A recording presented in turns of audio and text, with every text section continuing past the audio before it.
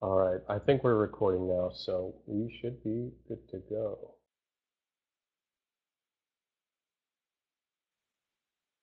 Perfect. Yeah, we're good to So, go. first question, I'll leave it a little open-ended, but it seems to be very popular, is product selection.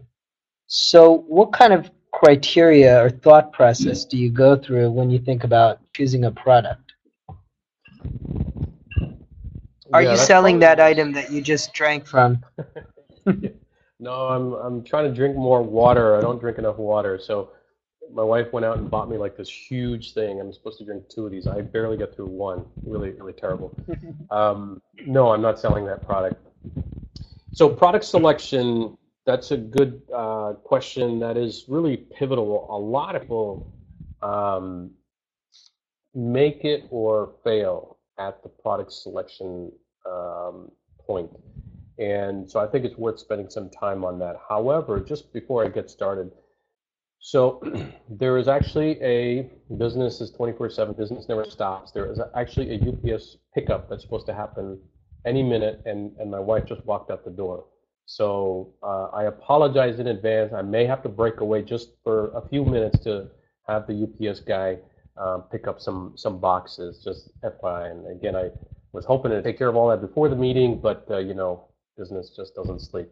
So coming back to the question on product selection, um, yeah, product selection is super, super critical. And the question is your question how to select a product or what specifically, Javed? What's the question? It's Is this really a what kind of criteria you go through when you think about product selection. okay? Okay, so generally speaking, and this is a bit of a science and a bit of an art, and this is kind of the stuff that we're going to teach in depth. But I'll give you some of the big fundamentals. So for beginners getting into Amazon, some of the obvious things are your product criteria should be small enough that it's a relatively cheap to ship it and bring it into the country, right? If you're bringing it from China. So obviously you want to meet Amazon's standard size, and they have a standard size, then they have an oversized. So the bigger it is, the more you're going to pay. So you want to keep it small just to get started. Now, keep in mind that that's where everybody starts. So you're going to see the most competition there. So the size of it, the weight of it, you don't want it to be too heavy. Again, you want to meet Amazon's standard size, and you can look it up. I forget the exact dimensions. I think it's 18 inches or something like that. And the weight, again, I can't remember exactly, but you can look it up or we can share it with you afterwards. You want to make sure the size and the dimensions and the weight, or the dimensions and the weight, those two things are met, because if you're outside of that, you're cutting into your profits. The other thing is you want to make sure that it's not a any kind of a hazard issue. So any kind of food, you don't want to do electronics. You really don't want to do in the beginning because you have to import potentially electronic components in there, which could be on the hazard list, on the hazard list with the FDA. You don't want that. So stay away from electronics. Stay away from foods, any kind of shelf life products. Stay away from clothing as well, because clothing is one of those things where it's very difficult to find that fitting. So you're not going to sell, for example, one pair of pants. You're not going to sell one shirt. You have to now accommodate five different sizes for women or for men or whatever. So stay away from clothing. So any kind of product that fits that profile and meets those or excludes those criteria is a great place to start. Something like this here. This just happens to be sitting on my desk, right? This is a universal product. I mean, there's millions and millions of products that you can sell out there. And the one thing that I would also recommend is be weird, okay? And I see so often people are like, "Hey, I tried to sell this garlic press last year, and I've got too much competition. Hey, I tried to sell this knife set, and too much competition. I can't sell it. I got to dump my inventory. I tried to sell like the obvious things." So you have to think about things that are really, really weird, and you have to think about things that doesn't come to your mind. However, there is a need for it. And you can verify the need for the product by looking up your competition. And if you see tons of people selling the same thing, a knife set, guess what? Get away from that, right? The spinners, I mean, I can't tell you the number of people that I've seen who are trying to dump their fidget spinners. I've never sold a single fidget spinner. And that is not a good product because it's saturated, it's too exposed, too many people want it, too much demand, stay away from it. But things like um, what could you possibly sell that is in the backyard that is essential but doesn't come to mind right away? Maybe, one time I actually looked at a product for campers, and it was some kind of extension system that you would put on a camper. I mean, totally weird product. And when I looked at it, when I did the research, there was a few sellers, not a lot of competition, and for whatever reason, I didn't go into it. It might have been the weight or something, but that was a great kind of product. Very weird, very unique, not a whole lot of competition, and then meeting all the criteria that I just mentioned.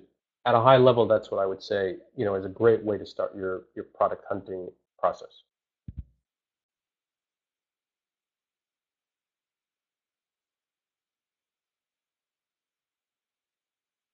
Do you want to give me the next question, Javed, or do you want me to just read through these and keep firing away? I got it. Yeah, there's a great question that came through. What do you do with inventory if it doesn't sell? So, I've been in that boat myself. Inventory that just doesn't sell because competition just moves in and it's hard to move it. So, I would say eBay. eBay. That's always a great place to sell the inventory. It does take time and effort to move it. eBay is a great place. There is also liquidation houses that you can sell it to. Now, if you take any of those liquidation services, keep in mind they're going to be pennies on the dollar. At this point, you're not trying to make money. You're not even trying to recover your costs. If you recover your costs, you're lucky. You're really trying to just reduce your loss. And unfortunately, that's the nature of the game. Or sell it to another seller. A seller who might be already selling those kind of products may be interested in picking up your product. But I would say the fastest way to get rid of your product is probably eBay. Just discount it, take the hit, and move on to the next product. And online arbitrage is there a different process there when you're going to try to do those kind of techniques? Say that again, Javed. I missed that. For retail and online arbitrage, do you go through a different kind of product selection process, quantity process there? Because you might not actually get the same kind of quantities as if you ordered it just from China. Right. So I'm sorry. Are you asking what the difference is between online and retail arbitrage and private label? Yeah, exactly. The difference between retail, online, Okay. and product and private. Got it. Got it. Okay. So e-commerce is typically explained with a pyramid structure, and kind of at the bottom, and by no means, when I say bottom, meaning that there's not a lot of profit in it. There actually is a lot of profit in each of the layers of the pyramid. So the way most people get in is they'll go to their local Walmart or Costco or dollar store and they'll find a product, and you can use the Amazon Seller app. There's a lot of scan apps, and you basically scan for the particular product, and you get the profile. You see the rank, how well it can sell. You see how much it's selling for, how much competitors, etc., and then see if there's a profit in there. Calculate the fees, etc. So that's all retail arbitrage or online arbitrage, whether you're buying it online, Amazon to Amazon Flip, or Walmart.com to Amazon Flip, or if you're doing it in the store, then it's retail arbitrage.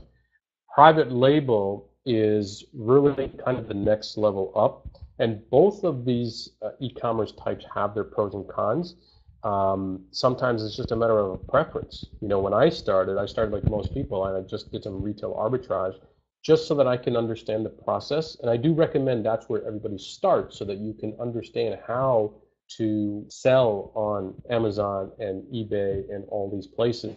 Get the mechanics out of the way.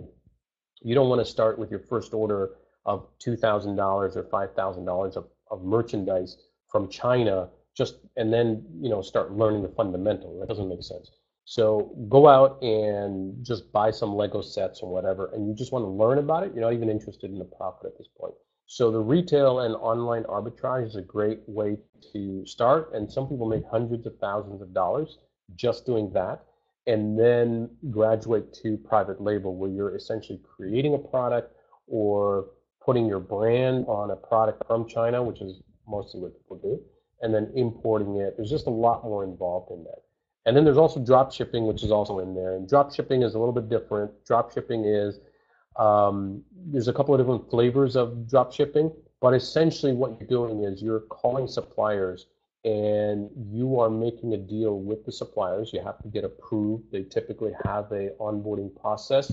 They typically have requirements that you have to meet, such as sales requirements or minimum monthly sales you have to do with them, etc. And then once you're on board, they'll do a credit check, so on and so forth. Then you can become an authorized reseller of, and I'm just going to make something up here. Let's just say Apple, which you can't actually, but let's just say, some brand out there. You become an authorized reseller of Apple's phones, right? And then you can turn around and sell those online.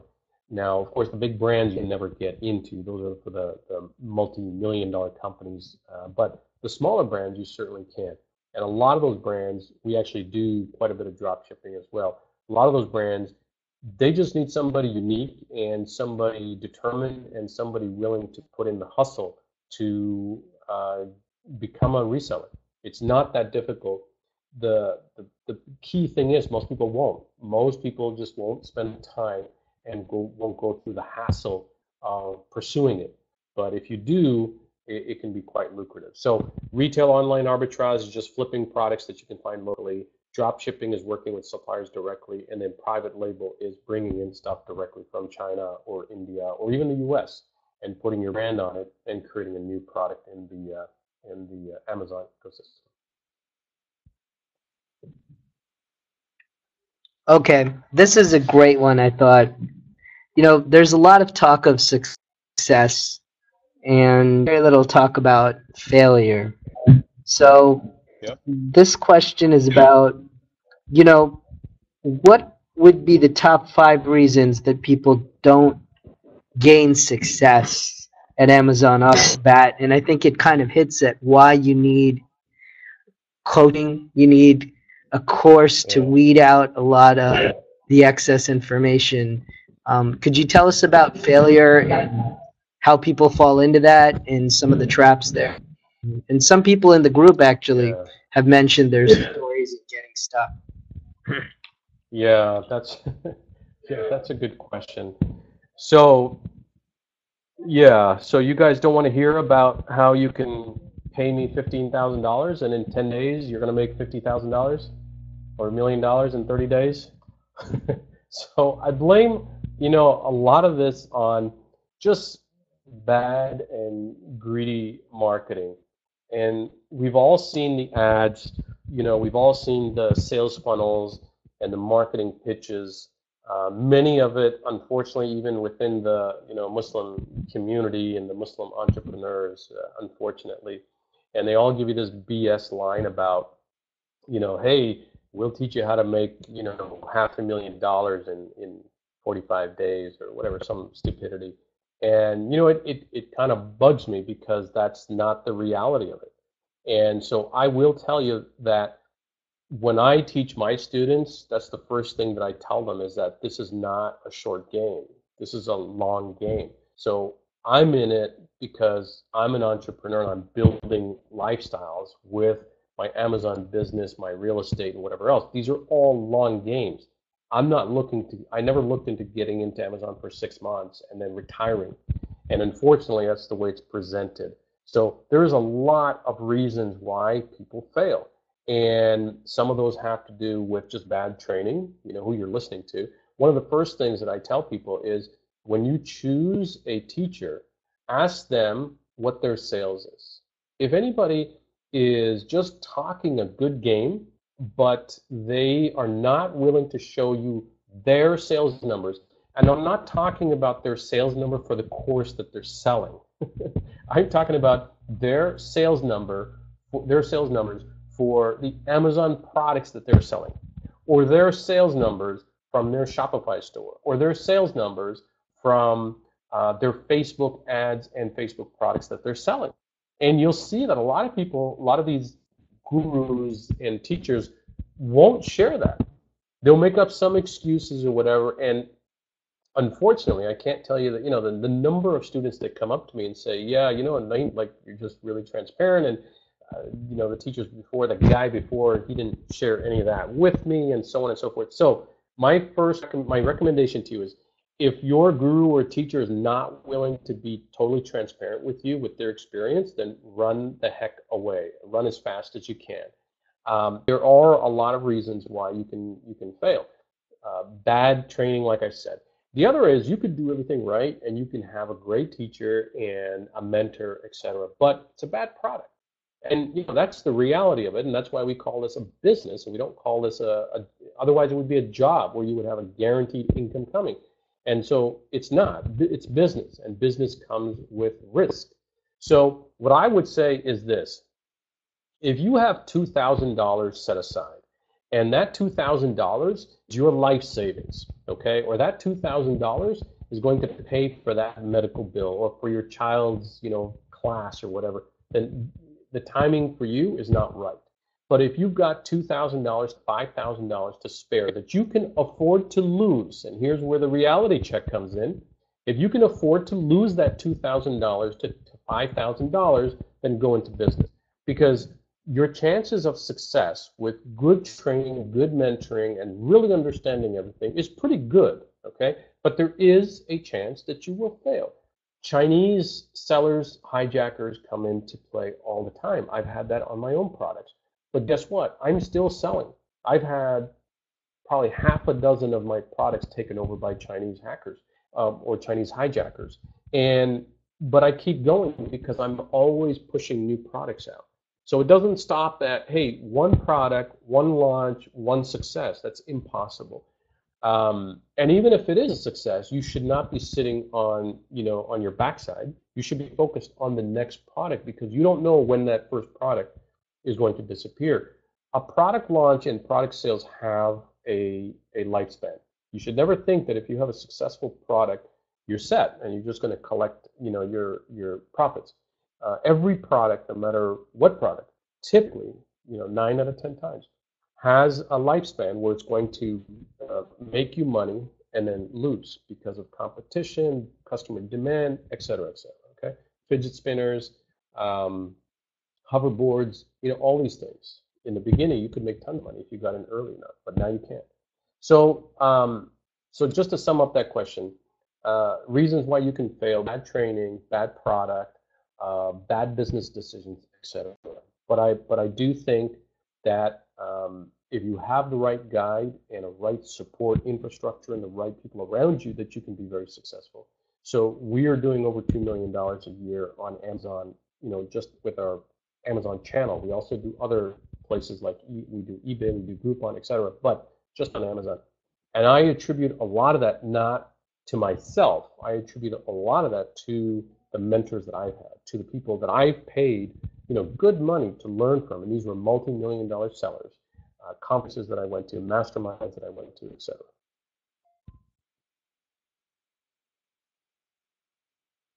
Thank you. So what about reviews? I know that the rules have changed at Amazon for reviews and how you go about getting those reviews. We've seen a lot of that come through in the WhatsApp chats rooms, some questions, some good answers around reviews.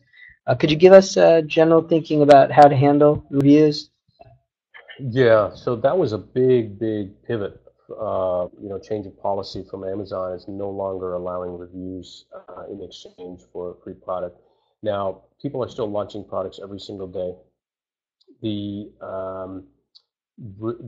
product launches now simply mean that you can still get reviews as long as you're following Amazon's terms of service. Okay, now you can't give away free products, but you can severely discount your products. You can use services like Viral Launch. And there's a lot of other services out there as well. A lot of people say, hey, can I just get my friends and family to do it? And I typically say, don't do that. That's not a good idea because Amazon is actually much smarter than we think Amazon is, and they actually, I would not be surprised if they know who your family and friends are. Um, in the past, we have received notice from Amazon saying, hey, your family's account did a review on your product. I mean, they're very, very smart. So there are launch services which do follow terms of service, which basically allow you to still get those reviews. Um, Amazon says that you can do discounts. Amazon has a giveaway program which you can participate in. So you could do heavy discounts, 90% off, 95% off on your products that drive sales conversion, which ultimately affects your rank, and then also bring in some of the reviews. In some of these launch services, again, they also know that the terms of service have changed, and they tell their customers, hey, here's a discounted product. And if you want to leave a review, leave a review, but it's not a requirement for them. So that has changed, but you can still do giveaways, promos, etc.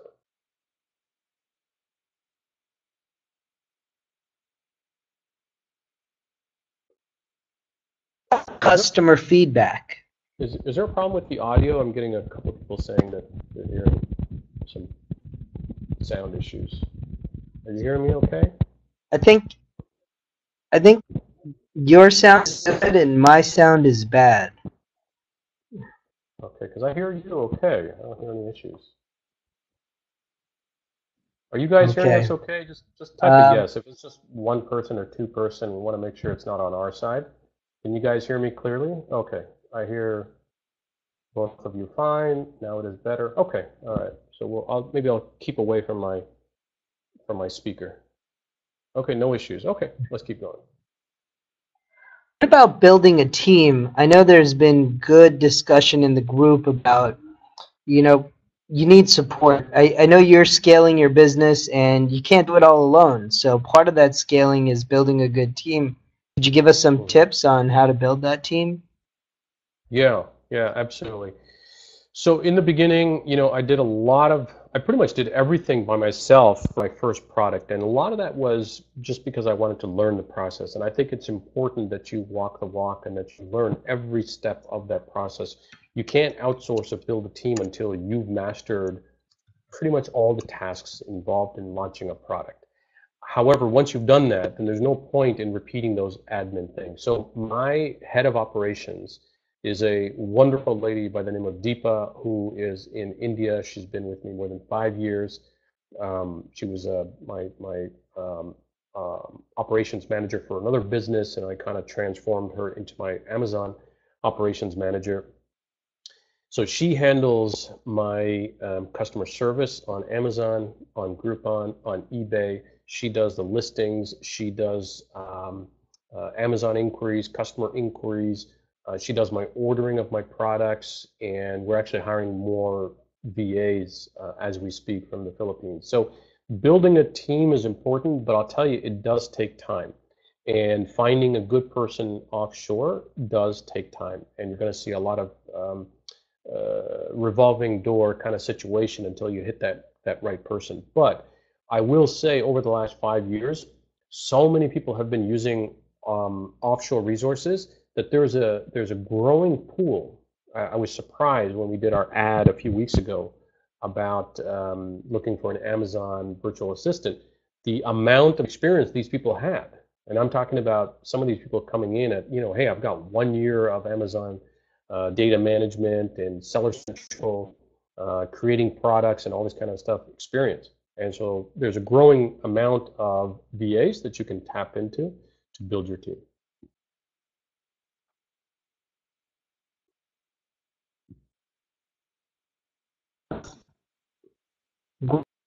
Great.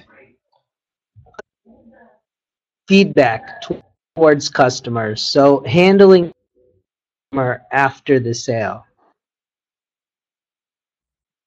Okay. What about that? That question came through as well. Okay. Yeah, do you follow up with customers, and do you have an automated solution to go about doing that? Do you try to market to your customers directly after you have follow-up products, things like that? Right. So really simply, I'm going to assume that 90%, if not 98% of the people on this call are probably beginners, right? And if that assumption is correct, you're kind of thinking about step number two already when you haven't mastered step number one, right? Which is you're asking, hey, how can I take advantage of the people that are leaving feedback, and how can I potentially future market them, et cetera. So I would say in the beginning, because you've got so much going on in the beginning, right? Don't worry about marketing to the next product yet. However, you don't want to lose that potential. So implement a program like Feedback Genius or Kibly.com, or there's a lot of feedback tools that will automatically generate emails in an email sequence to your customers to say, oh, your product has been shipped, please leave us a review. Oh, you've received your product, please leave us a review, so on and so forth. You're basically using these programs to collect reviews. And then you can also include a warranty message with your product. You can put a physical card that says, hey, here's our loyalty club, or here's our warranty service. Come to this website, www.naeemsproduct.com or whatever. And then you can collect their first name, last name, email, etc. And then that way you can market to them to the future. So a lot of this stuff, these programs that are already out there already do that email sequence, etc. The warranty card, that's pretty easy. You can just create a website and have people register so that you can retain that for the future. But I would say don't go too far with that, because there's enough to do just with the first part.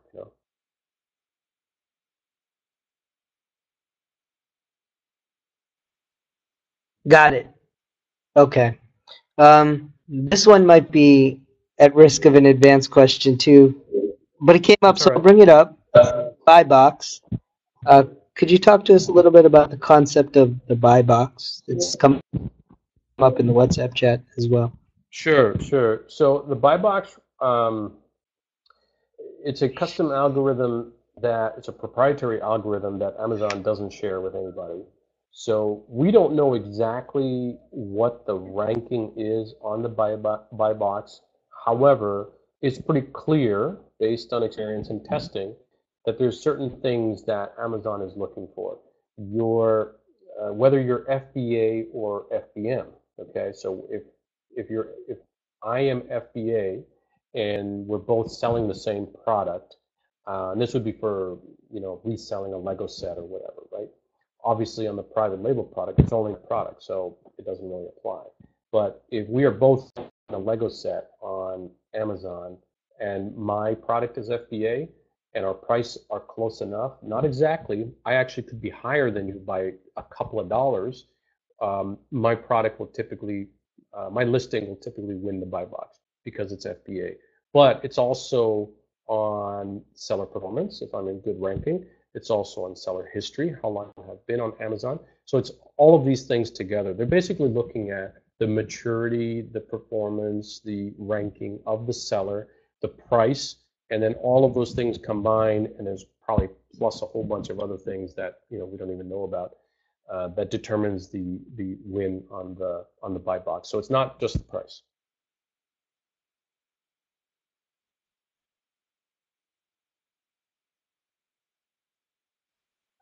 Okay, great. What about shipping costs? And that could be a little bit advanced, but there was a question here about how to manage shipping costs. Yeah, so shipping cost is definitely, it's significant cheaper. There's no comparison between the two. And we've crunched the numbers when we've done sea shipping versus air shipping, and it's like a ratio of like 3 to 1 or 5 to 1 sometimes, depending on the product and the overall volume and weight and so on and so forth.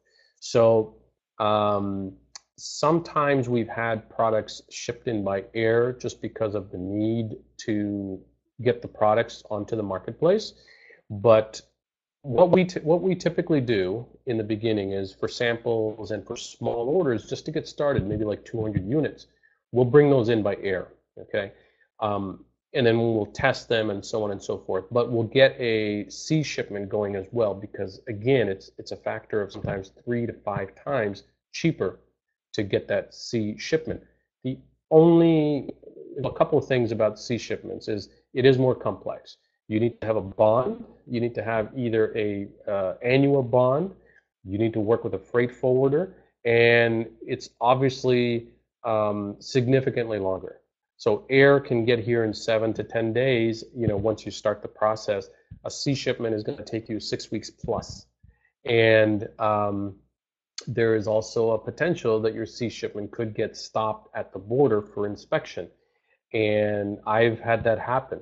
And they didn't, they stopped the trailer that it was on, or the cargo container that it was on, not because they were inspecting my goods, but they were inspecting somebody else's. But my stuff happened to be in that same cargo container, and I lost 3 weeks there, and there's nothing I could do about it. So there's pros and cons to that. It's going to be cheaper. So this is just all part of logistics planning and trying to forecast as best you can the amount of inventory that you want. So that's why you want to do shipments, not for 6 months, right? Because that's going to be a lot of product. You don't know what's going to happen, but trying to get product for 3 months at a time, or even 2 months at a time, and then just keep that shipping revolving.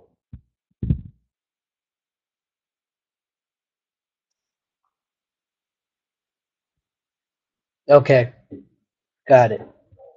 What about photo shots? Can I just use my iPhone and take a picture of my product and throw it on there and hope for the best?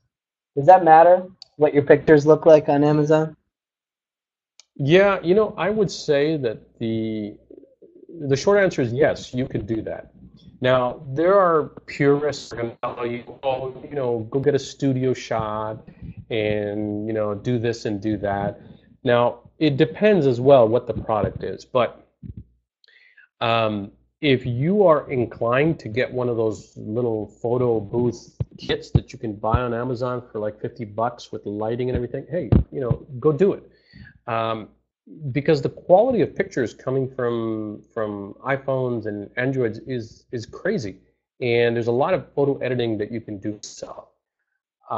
Having said that, it's a question of preference, because finding somebody who's doing that and doing that well for cheap is not that difficult either. You can put an ad on Craigslist, or there's companies specifically that do photos for Amazon, and you can ship your product to them. So either way, I've done my own photography just because I needed to get it done and out the door. I've actually hired people as well. So as long as the end result is something that is going to be top notch. So that's super, super critical. You cannot have a picture that looks bad on Amazon, because all that's going to do is allow your customer to come in and put a much nicer picture than your picture. Now, Amazon has 7 or 8 different pictures that they allow in the photo stack. Now, there's a whole psychology of what you're doing with that photo stack. It's not just a matter of taking 7 pictures of that one product. Your first product is, and that has a strict requirement where the product itself has to take up to like 90%, 85 or 90% of the space. The background has to be completely white, and that's your product shot. The next pictures, you can do lifestyle shots. You can do product description shots or feature shots. There's a lot of things that go on in that portfolio or that product stack, and that's one of the things that we teach. Because if I'm selling this as an example to you, I can't really feel the quality, how good it is, etc., from the picture, right? So I have to visually allow you to feel this product, to touch it, to taste it if it's a food kind of thing, to wear it if it's a clothing thing, whatever it is. I have to allow you to virtually feel the product. And there's a whole psychology of how we do that, and where do we place the lifestyle shots, and in what order do we put these lifestyle shots, and feature call-outs, etc. So there is a science behind this, and as you guys know, when you look into any catalog or magazine, you can tell how much, millions of dollars people place for ads for one shot. And you're essentially doing the same thing for your product. So can you take the picture yourself? Absolutely. You can take it yourself, but know what you're doing and make sure that you can produce top-notch quality just like a professional photographer would.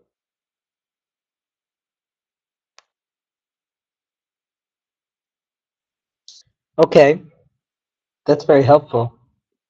What about copy? Does copy matter? Say that again? The description, the ad copy, basically the words. Do the words matter? Absolutely. Yep. So the words tie in exactly or completely with the image. So again, this is your presence of the product. People can't touch it, they can't smell it, they can't, do anything besides look at the pictures and read the description. And again, there's a whole psychology of copywriting.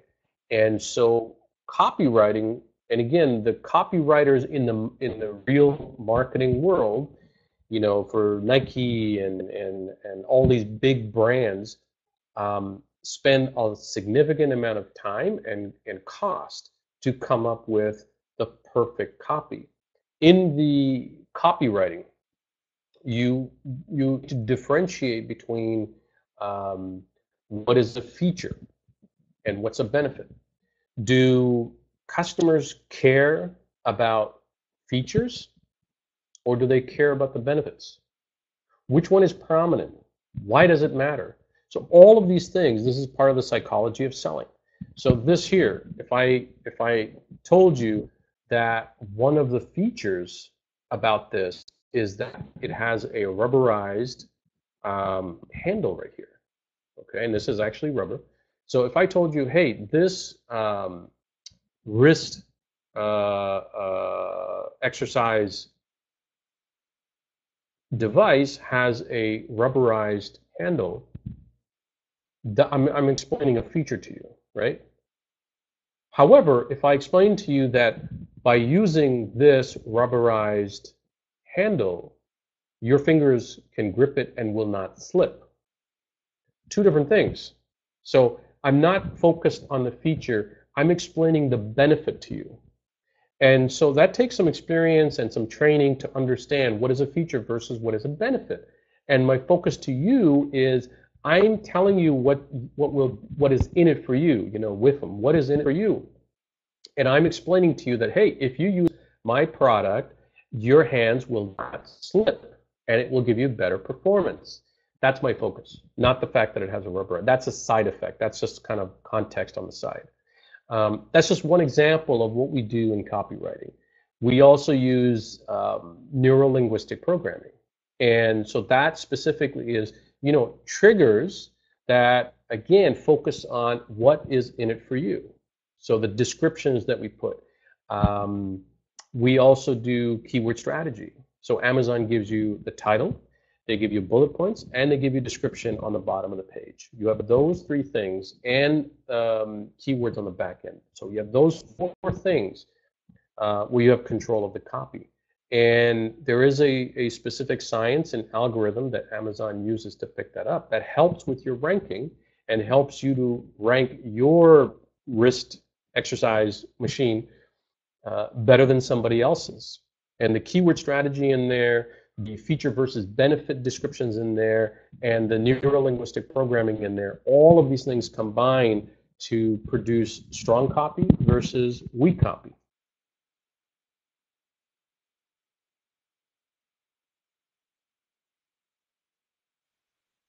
That was great, actually. Appreciate that. Absolutely. In terms of company, can I just go out and sell under my own name, or do I need some kind of company? Is there a benefit to being incorporated versus just selling as Javed Sadiq? So I always harp on the fact that speed is key in business. Don't let anything that is not necessary hold you back. In the beginning, start with your name. It's fine. If you can go out tomorrow and do an LLC, go out and do it. But don't wait 3 weeks to get an LLC. It doesn't take 3 weeks. Take 2 days. But don't wait for the LLC to start. You can start with your name, you can change it later.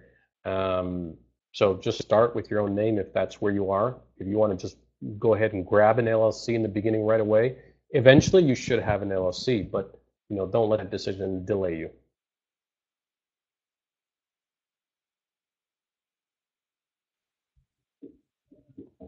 Okay, looks like we've gone through a good number of questions here, and we've taken a good part of the hour. So, any parting thoughts you want to give us to close up the call here? Sure, sure. So I know that I've seen a lot of interest in the group and a lot of good questions that have come up, a lot probably that we haven't even covered over here.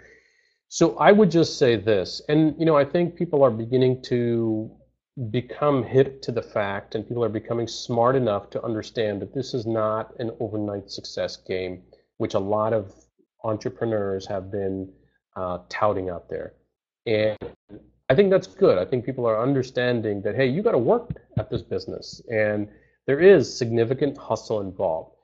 But I'll tell you what, because of the fact that there is a lot of work involved, that also means that there is a lot of profit on the other side, right? If there's a lot of work and a lot of barriers to get into this business, that means that the majority of people won't do it, okay? Which is good. That's good for you, and it's good for me, because that means that we're willing to do that extra work for the benefit of reaping rewards. Like I said to you, I have a UPS truck that's coming to pick up 9 or 10 boxes right now. We've had sales, our best sales, this year and this quarter. And next year, I'm expecting it to continue to do, better and better.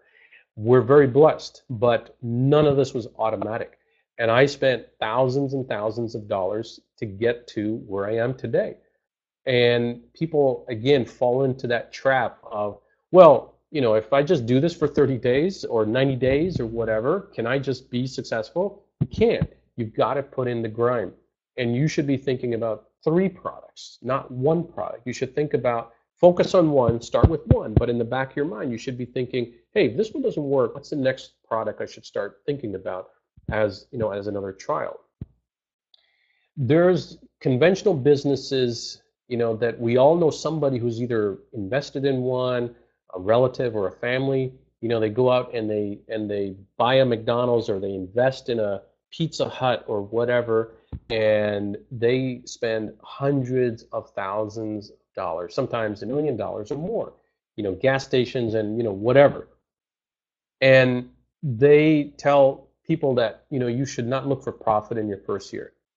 I will tell you that in contrast, for a few $1,000s for products, you can basically get into a business that will make you millions of dollars. And it's not easy, and you have to work very hard. However, I don't know of any other business today that allows you an entry point with just a few $1,000s of product that you can test and launch into Amazon. Even if it fails, you learn a ton of stuff in that launch process that you can then take and apply to your next launch. If you repeat that 2 times, 3 times, there's no reason why you can't be successful. So yes, there is some negativity, but I kind of laugh at that, because what do you compare this to? I mean, do you compare this to opening a restaurant with $500,000 and hoping it'll work in 2 years or 5 years? There's no comparison. So I'm super excited about Amazon and the future of Amazon. We started our Groupon channel this year. We have automated software that is just automatically selling our Amazon products on Groupon. I don't even look at it. I have sales coming in from Groupon. We have automated software that takes our Amazon products and puts it on eBay and automatically fulfills it, orders it, puts the tracking. I don't even look at eBay. So the potential is phenomenal. And there are people who are doing $1 million plus every month on Amazon, and some of those people are my friends. And so, these are people that I talk to in my master classes and get-togethers and all that. So I'm super excited when I hear about my students who are doing really well. I've got a guy in Austin. and young student. He just finished high school. He joined my course last year, and he launched this really unique product. And I don't want to give away his product, but it was very unique. He followed what I shared with him. It was nothing that you would normally think about, but it was a product that was in the home that when you need it, you need it. And he launched it. It's doing well. Now he's moving on to his second product. So there's a ton of opportunities. And my point is, don't fall for the hype of get rich quick scheme. This is not one of those businesses. This is a lifestyle. You have to invest some money. You have to invest time and effort, and you want to be with a good support system. And I think people like Javed, is awesome because I think he just gives away so much of his time and energy towards, all of you to groups like this on WhatsApp. And he's always supporting, and I know we've got other admins as well who are also doing that. So I think with this support system and with the potential, you've seen Amazon stock, it's only going up. I think we are still at the tip of the e-commerce gold rush that is available today. And they say that the best time to get into Amazon was 10 years ago, but the second best time is now. So I'll leave you with that, Javed. If there's anything else, let me know. But I thank everybody for their time, and I know everybody's super busy, but I appreciate the opportunity to share the knowledge that we've had with our success, and hopefully we can continue to do that. Thanks, Naeem. That was great. Absolutely, my pleasure.